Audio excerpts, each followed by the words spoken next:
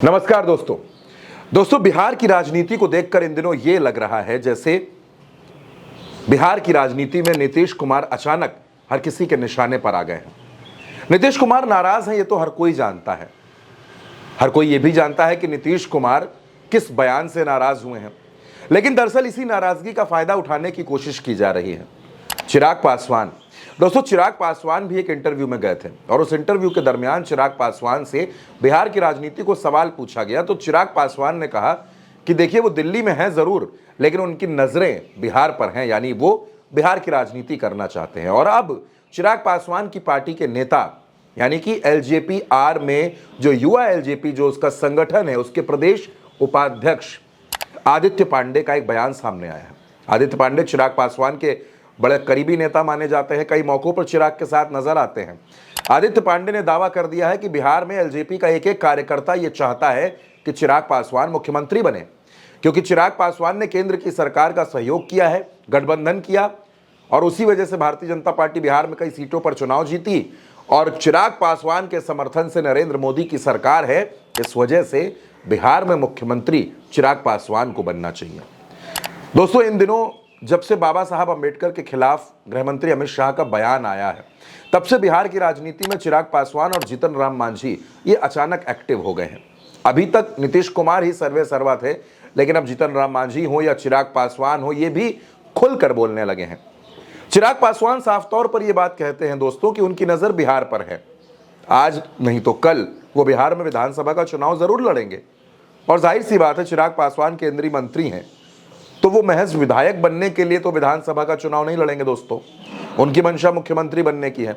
रामविलास पासवान उनके पिता आज इस दुनिया में नहीं है, वो भी बिहार में मुख्यमंत्री बनने की खूब कोशिश करते थे लेकिन नहीं बन पाए, लेकिन केंद्र की राजनीति में हमेशा सक्रिय रहे।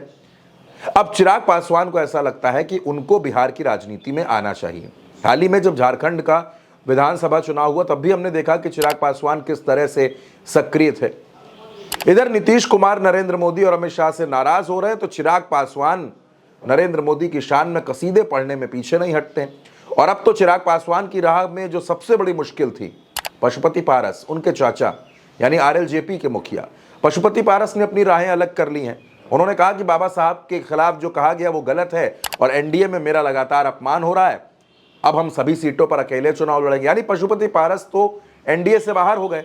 अब चिराग पासवान समाज का प्रतिनिधित्व करने वाले एनडीए में वही बच्चे हैं, तो उनको लगता है कि भारतीय जनता पार्टी उनके मुद्दों को जरूर सुनेगी।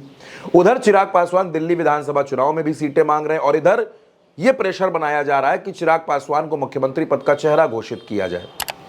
अब भारतीय जनता पार्टी दरअसल दोस्तों दुविधा में फंस गई है, क्योंकि जब से नीतीश कुमार नाराज हुए हैं, जब से नीतीश कुमार खफा हुए हैं, तब से चिराग पासवान, जीतन राम मांझी, उपेंद्र कुशवाहा, ये तमाम लोग अलग अलग तरीके से भारतीय जनता पार्टी पर दबाव बना रहे हैं। सीट शेयरिंग को लेकर तो अभी बवाल होना बाकी है दोस्तों। 243 सीटें हैं और हर कोई ज्यादा से ज्यादा सीटें मांग रहा है।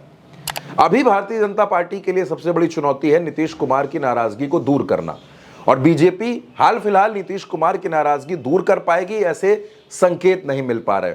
तो चिराग पासवान ने अपनी पार्टी के नेताओं को एक्टिव कर दिया है और वो चिराग पासवान के पक्ष में बयान दे रहा है और ये मांग कर रहे हैं कि चिराग पासवान को बिहार का मुख्यमंत्री बनाया जाना चाहिए। अब इसके पीछे चिराग पासवान की कौन सी हिडन पॉलिटिक्स है, कौन सी रणनीति पर वो काम कर रहे हैं, ये जानना दोस्तों बेहद जरूरी है। चिराग पासवान के बयानों पर इस समय हर कोई गौर कर रहा है, क्योंकि चिराग पासवान जब से झारखंड का, महाराष्ट्र का नतीजा आया तब से बिहार में कुछ ज्यादा सक्रिय हो गए हैं।